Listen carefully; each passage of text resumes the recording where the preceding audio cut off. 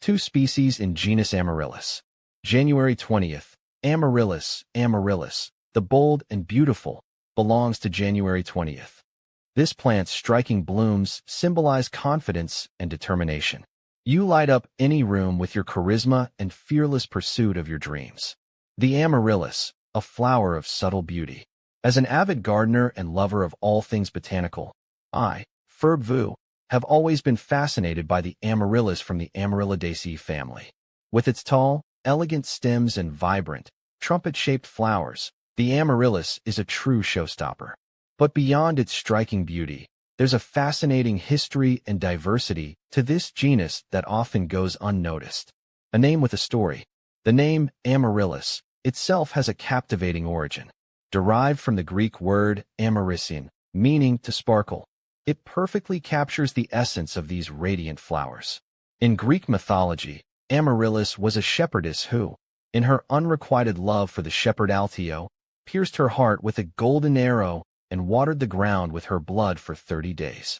This devotion caused a crimson flower to spring forth, symbolizing her love and sacrifice. While this tale adds a romantic layer to the Amaryllis, the reality is a bit more complex.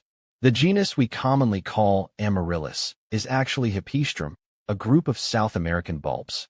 The true Amaryllis genus is native to South Africa and contains only a few species, the most well-known being Amaryllis belladonna, also known as the belladonna lily or naked lady.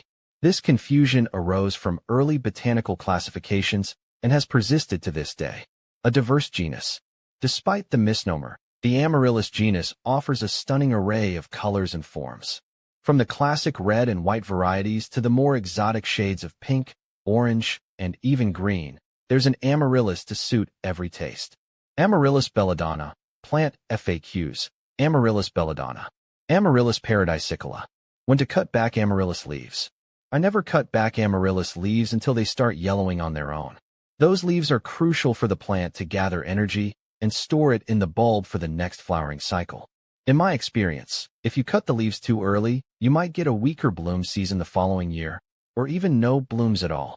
I usually see the leaves start to yellow in late summer or early fall, and that's when I know it's safe to cut them back to a couple of inches above the bulb. Are Amaryllis poisonous to cats?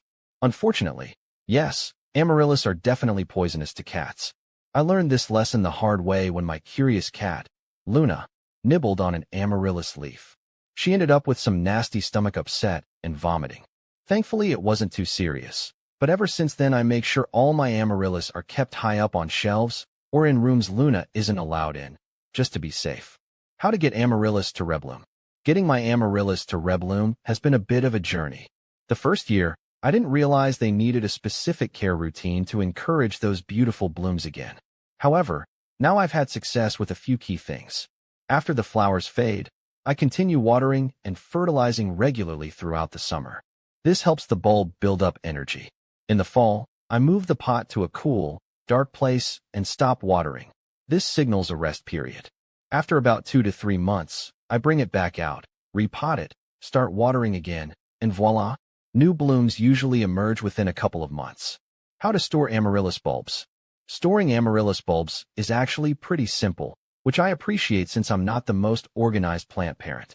After the blooms fade and the leaves yellow, don't cut them off until then. I carefully remove the bulb from the pot and brush off most of the soil. I check for any mushy or damaged parts and cut those off if I see any. Then, I wrap the bulb in newspaper and pop it into a paper bag. My basement is pretty cool and dark, so I tuck the bag on a shelf down there and basically forget about it until late fall when it's time to repot and start the whole blooming cycle again. Are Amaryllis poisonous to dogs?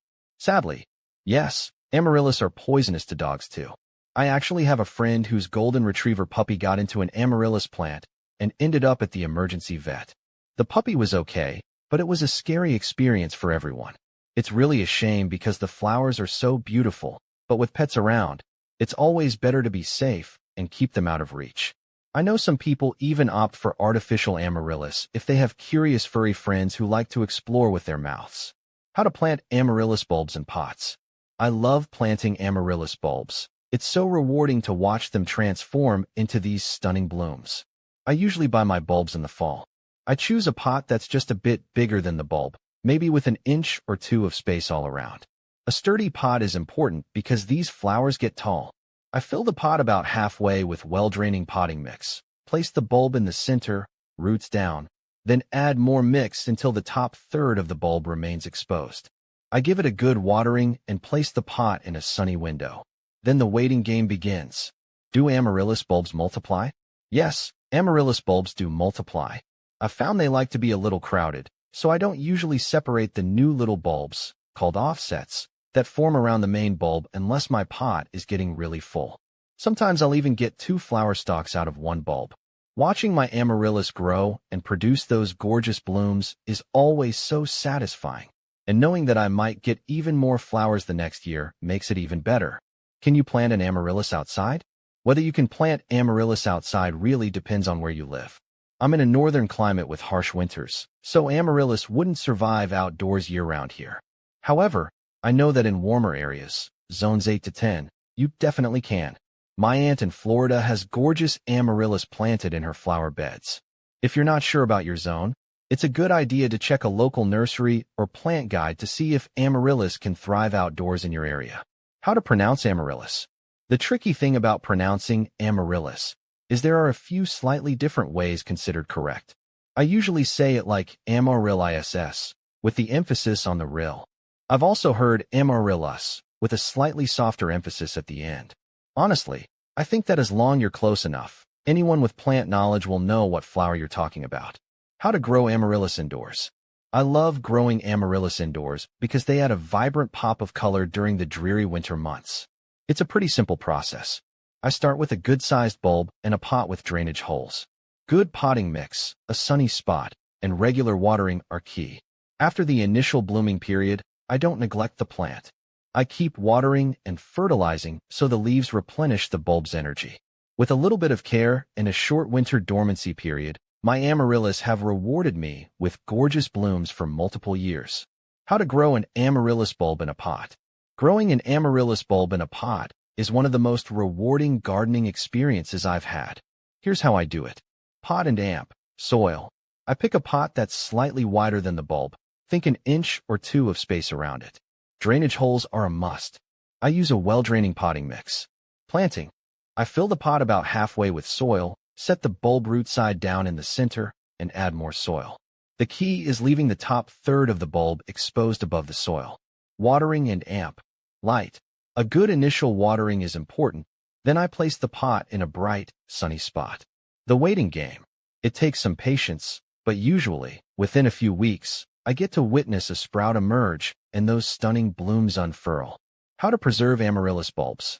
I like to preserve my amaryllis bulbs so I can enjoy their blooms year after year. My process is pretty simple. After the flowers fade, I continue to water and fertilize the plant throughout the summer to help the bulb store energy. Once the leaves start to yellow naturally in the fall, I cut them back and move the pot to a cool, dark spot for a rest period. My basement is perfect for this. After around 8 to 10 weeks, I bring the pot back out into the light, repot it with fresh soil, start watering, and wait for those gorgeous blooms to reappear. How to prune amaryllis. There are 2 main times I prune my amaryllis plants. After flowering. Once the flowers fade and start to wilt, I snip off the flower stalks at the base, just above the bulb. This keeps the plant from wasting energy trying to produce seeds and redirects it to strengthening the bulb. Before dormancy, after a season of growth, when the leaves naturally start to turn yellow and die back, I trim them back to just a couple of inches above the bulb. This signals to the plant that it's time for its rest period. How to remove wax from amaryllis bulbs. Removing wax from amaryllis bulbs is something I do if I want to rebloom them. The wax is pretty to look at, but it prevents the bulb from getting the water and nutrients it needs. I usually start by peeling off the easy-to-remove chunks with my fingers. For the trickier spots, I sometimes use a dull knife to gently scrape off the wax, being careful not to cut into the bulb itself. It doesn't have to be completely immaculate. Just removing the majority of the wax makes a big difference. How to repot amaryllis. I always repot my amaryllis after their dormant period ends, just before starting the new growing cycle. Here's what I do. Prep. Gently remove the bulb from its old pot, knocking off any loose soil. I trim any long or mushy roots. Choose the pot. Select a pot slightly larger than the bulb, with drainage holes. Add soil. Fill the pot about halfway with fresh, well-draining potting mix. Place the bulb. Position the amaryllis bulb in the center, roots facing down, leaving about a third of the bulb exposed above the soil. Backfill. Add more potting mix around the bulb, gently firming it in. Water and damp. Wait. Give it a good initial watering and place the pot in a bright spot, and anticipate those stunning blooms within a few months. What does amaryllis mean? The name Amaryllis has a few interesting layers of meaning. Greek origin. It's a Greek name meaning to sparkle or to shine, which definitely feels fitting considering their gorgeous, vibrant blooms. Flower symbolism. Amaryllis often symbolize pride, determination, and radiant beauty. In Victorian times, they were associated with strength and success. Mythological connection. There's also a Greek myth about a shepherdess named Amaryllis who fell in love and shed her blood to create a stunning red flower with that name. Overall, the name embodies the beauty and a bit of drama that these flowers are known for. When to fertilize amaryllis. I fertilize my amaryllis at a few key stages. After initial blooming. Once the flowers fade, I start fertilizing with a balanced liquid fertilizer every few weeks. This helps the leaves replenish the bulb's energy stores. During active growth, I continue fertilizing regularly throughout the summer while the leaves are green and actively growing. Before dormancy, I stop fertilizing a few weeks before I induce the dormancy period in fall.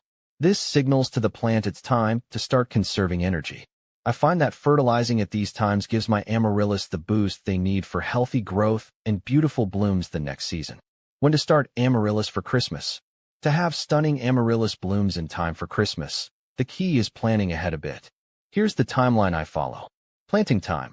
Ideally, you want to plant the amaryllis bulb 6 to 8 weeks before you want it to bloom. So, for a Christmas bloom, aim to plant in early to mid-November.